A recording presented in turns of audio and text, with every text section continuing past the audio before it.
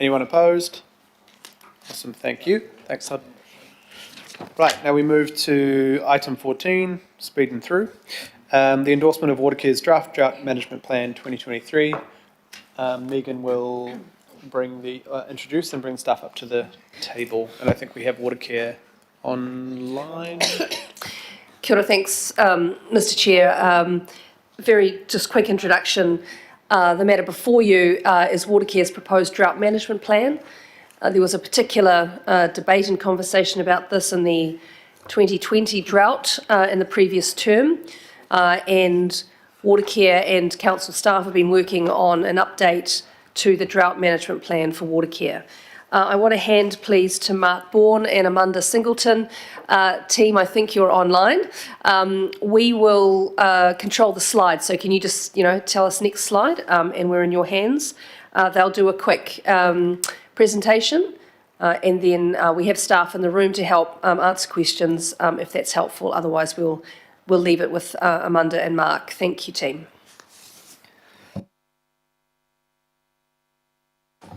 Kia ora, both of you. Nice to see you. We can see you. Can you hear us? Kia ora, yes, we can. And we can hear you. Thank you. Thank you. Okay, Mark. Okay, good afternoon, everyone. Councillor Hill, would you like me to just do a quick introduction to the purpose of the drought management plan? Yes, thank you, and thanks for the long.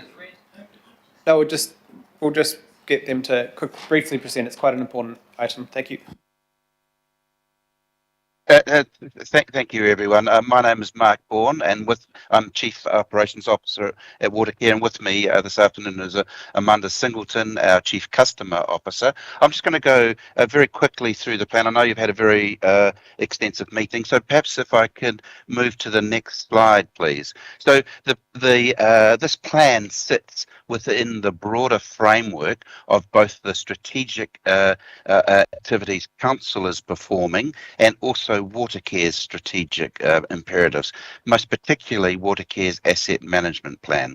But I think I'd just like to point out that the drought management plan itself is a tactical plan, and it's only implemented when a drought occurs.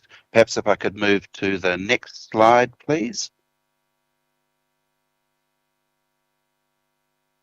So the starting point for the drought management plan is the drought security standard itself.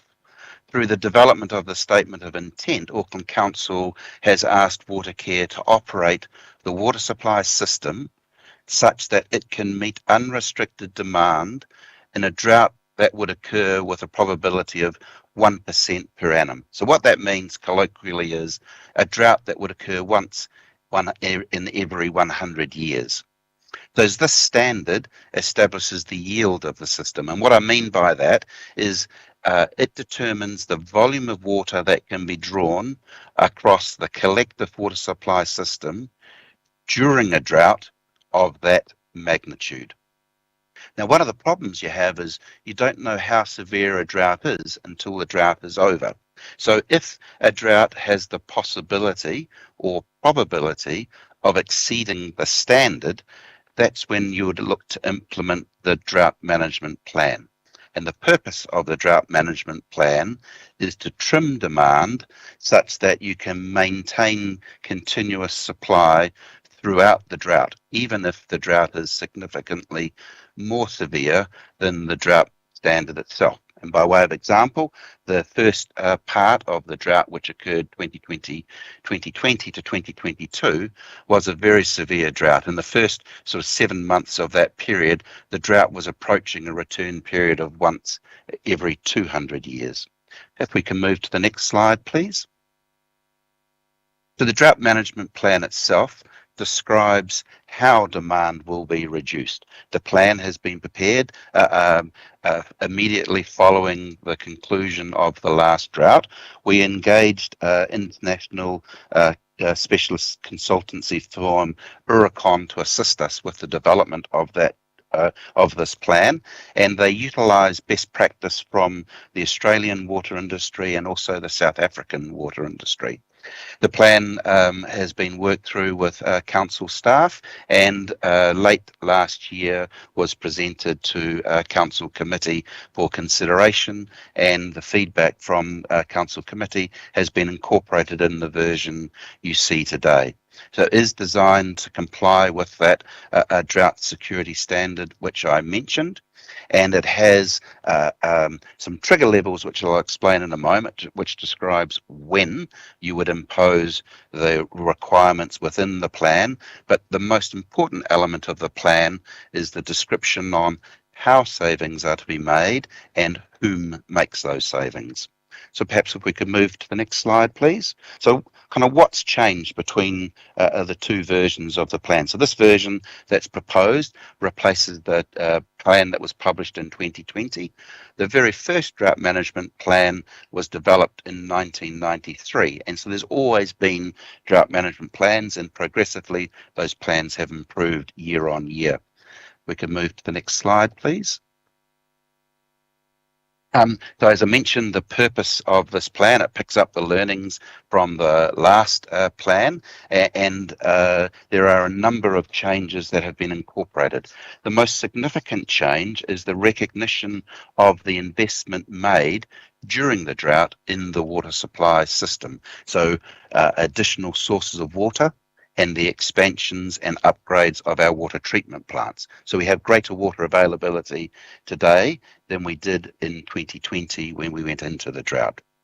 So the way in which a drought progresses is it comes through in stages, and it's driven off a seasonally adjusted trigger levels. The how demand is reduced is picked up in the first instance by an enhanced communication plan, and we would ask for voluntary savings from all water care customers. And then progressively, if the drought continued and the severity of the drought was continuing to deepen, you would move through a series of more restrictive stages.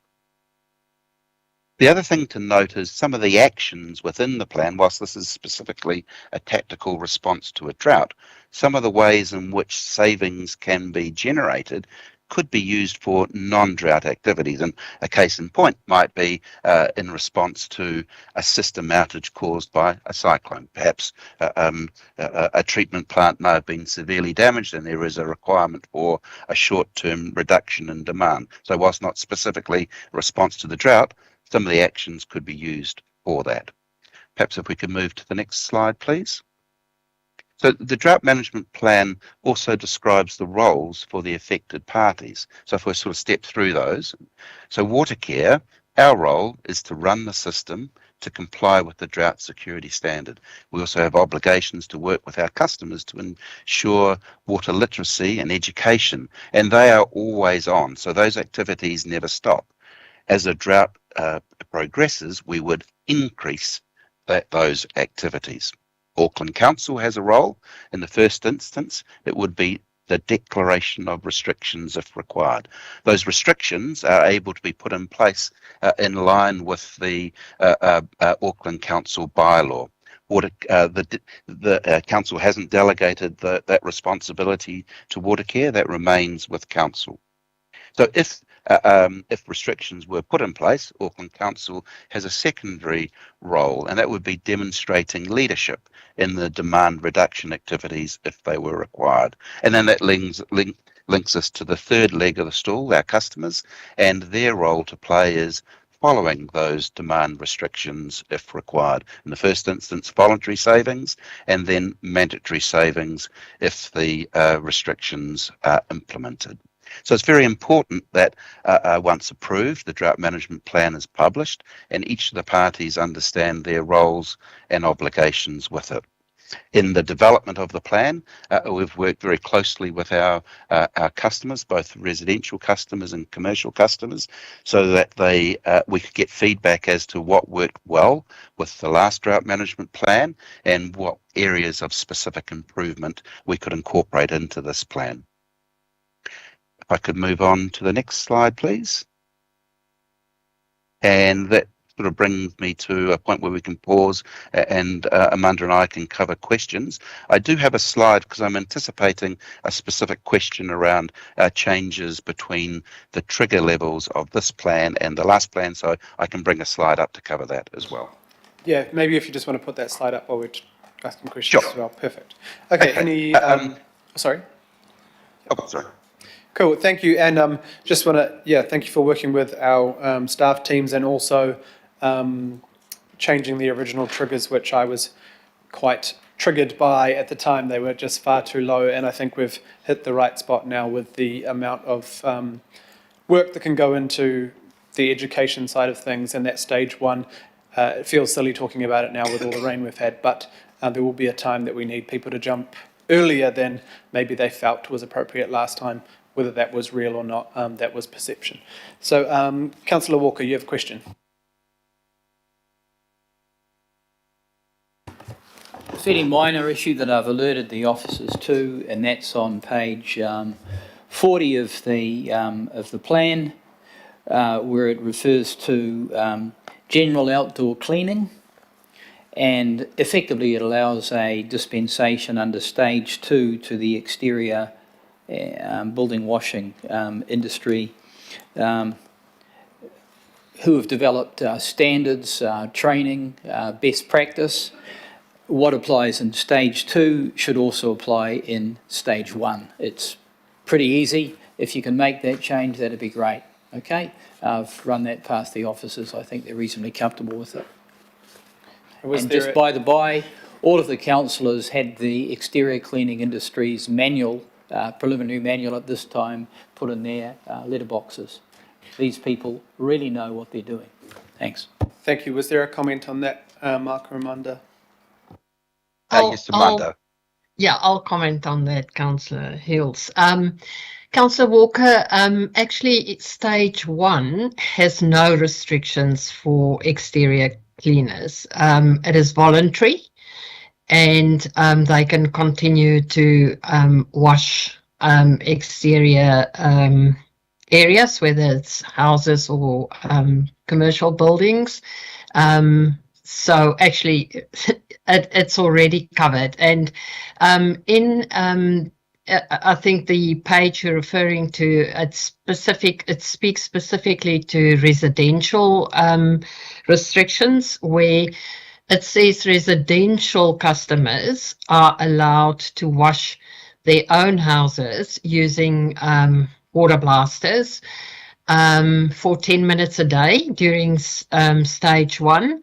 But if you go to the next section where it speaks to commercial customers, actually exterior cleaners, and specifically mentioning the ECIA, are allowed to do it without restriction in stage 1 as well as stage 2. So it's covered. If we need to make it more clear, happy to do so. Well, I would just suggest that the exterior cleaning industry came back to me on this, so it certainly wasn't clear to them. Thank you. Cool. We'll ensure that feedback goes back, because that's what I had thought the recommendation was, because it does make it clearer and simple, and for safety and cleanliness for private residents as well in that stage 1 area, you know, when there was slippery things. Yeah. Thank you. Member Ashby. Kia ora, thank you. I've just got three pretty quick questions. The first is it's really around iwi engagement, and I see that you've engaged through the forum you run. Just wondering why you didn't engage direct with those iwi in the Waitakaris and in the Hanuas. So that's just question 1, particularly given the importance of water. Question 2 is the report talks about the Waikato River management plan, but I'm unclear as to engagement with the actual iwi. And then the third question's just, I'm presuming, but I don't know, that your Māori outcomes team were also involved in this. So those are just my 3 questions. Thanks. Okay, shall I start, Mark? Thank you for that question. We have, as Mark said earlier, consulted quite extensively.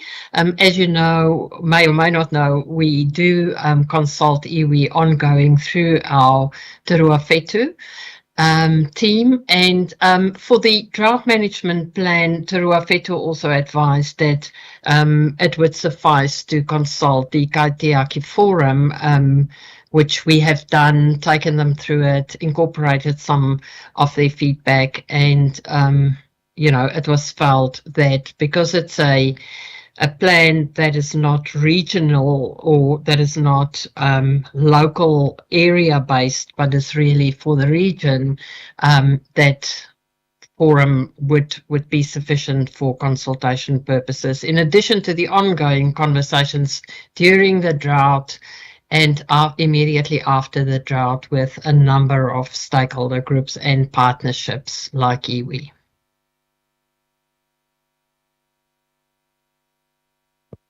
And just to further extend the answer with specific relationship to Waikato Tainui, as part of the Board of Inquiry process, we have specific consultation programs in place with Waikato Tainui, which also extends to demonstrating water efficiency within Tamaki Makaurau. So the drought management plan is very much a subset of our wider water efficiency program.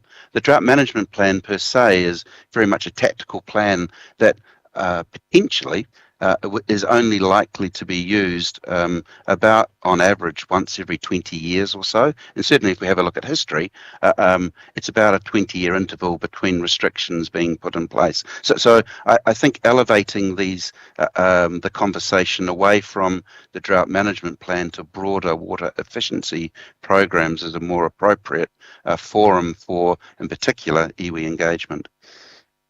Kia ora, thank you. Just one very short follow-up is just a reminder perhaps to Orokia that not all iwi attend that forum, and so just be mindful of not using that to discharge your treaty responsibilities when you don't have all your treaty partners in the room.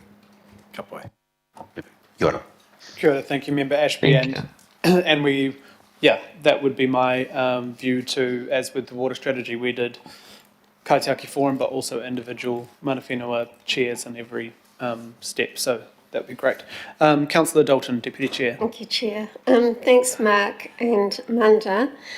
Just two questions. Is the ongoing collaborative work going to continue to be, or to be jointly scoped with Council?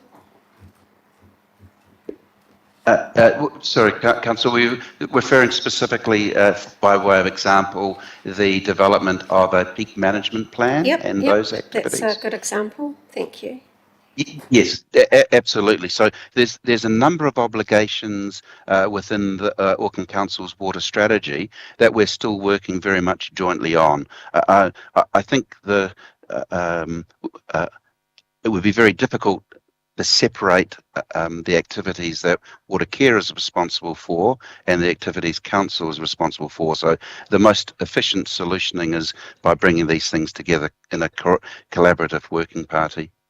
Thank you, Mark. And do you have a communication strategy or plan to tell Aucklanders about the new trigger levels? Yes, Councillor Dalton, we have, and it is a communication plan that we can really take off the shelf, dust off, and put into place like we've done, as you may or may not be aware, during the floods even. But water efficiency is an ongoing part of our communication and customer engagement. So even in times of floods, we continue to ask Aucklanders to use water sparingly or wisely. As this plan indicates, we have various stages of communication which specifically looks at increased awareness as soon as we see potential for a drought, and then during the drought certain step up levels through earned and bought media. Thank you both. Great work. Through the chair, if I may just offer a little comment which might just help understanding in relation to the trigger levels. The trigger levels themselves are dynamic and will change with population growth as demand increases, or if additional production capability is extended. And that's actually annotated in section 3.1 of the plan. So whilst the drought management plan itself, we're asking for that to be approved, there will be regular reviews of the plan, but also regular reviews of the drought, the trigger levels that determine when the plan needs to be updated. Thank you, Councillor. Councillor Turner. Thank you. First question, those triggers, they're not fixed then, it's not a fixed review at a certain time. It's a kind of dynamic thing that depends on parameters of nature before you review it, is that right? It's not so much. It's not so much driven by the weather per se. It's but the trigger levels will be reviewed every year. So as part of our annual planning cycle, we determine what we think demand will be in the future years, and also we would then look at what changes have taken place in our production ability. So by way of example, over the last 7 months, we've had to close down the Onehunga water treatment plant. So that's removed production capability. So one might then think, gosh, we should actually change the trigger levels. Demand, however, has been suppressed, and our forecast for demand over the coming years is we don't anticipate the anticipated level of growth we had planned for. And also, later, before the start of the new financial year, an additional treatment plant will be opened, the Papakura water treatment plant. So each year we'll review the trigger levels, but it's actually the input to the trigger levels that are reviewed. The demand forecast and production ability, and the combination of those two factors would then influence trigger levels. Sorry, I can't recall it inside the document it actually having specified when those, a time frame which you will, regardless of all this stuff, review it. We've documented within the plan that the plan will be reviewed every second year, and we've also indicated that the trigger level graphs will be reviewed more frequently than that. I think our language could have been better. More frequently than every second year is annually. Thank you. Mr. Chair, I just want to say, I being the water care lead, when I read through this document, I just got a sense of responsibility maybe being shoveled off the public and off water care and onto the public. And I rang Mr. Bourne and spoke to him, and he answered my questions all very well, and I was happy. But it was not until this morning that I was aware that this is back after having been in front of the committee in the last term. And so I have to be led by the people who were here last term and know what they'd asked to be improved on, to know that, make sure you guys are happy with what you'd sort of rejected last time. Thanks. Thank you, Councillor. And I guess it wasn't necessarily like a rejection, but I as chair and other members had concerns with that the trigger levels were maybe too low, and what my and council staff assumption was that the drought would have to be quite drastic compared to the last drought to then hit that lower trigger level because we have more water.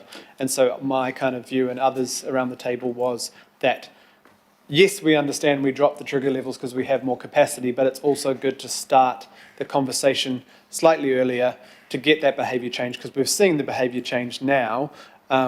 Is a lot cheaper than building a whole lot more infrastructure in a rush like we had to do last time. So getting that behaviour change starting.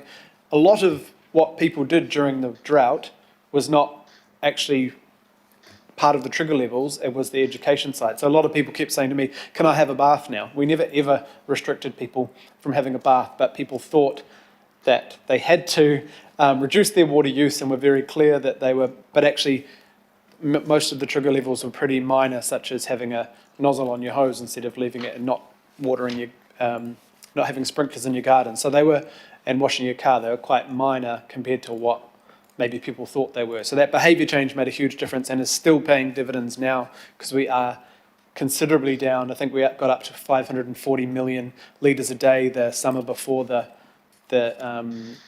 drought, which was bad, and now we're sort of between 380 and 420 million a day, even after the drought situation. So, yeah. So you're telling me council asked for the trigger levels to be lifted?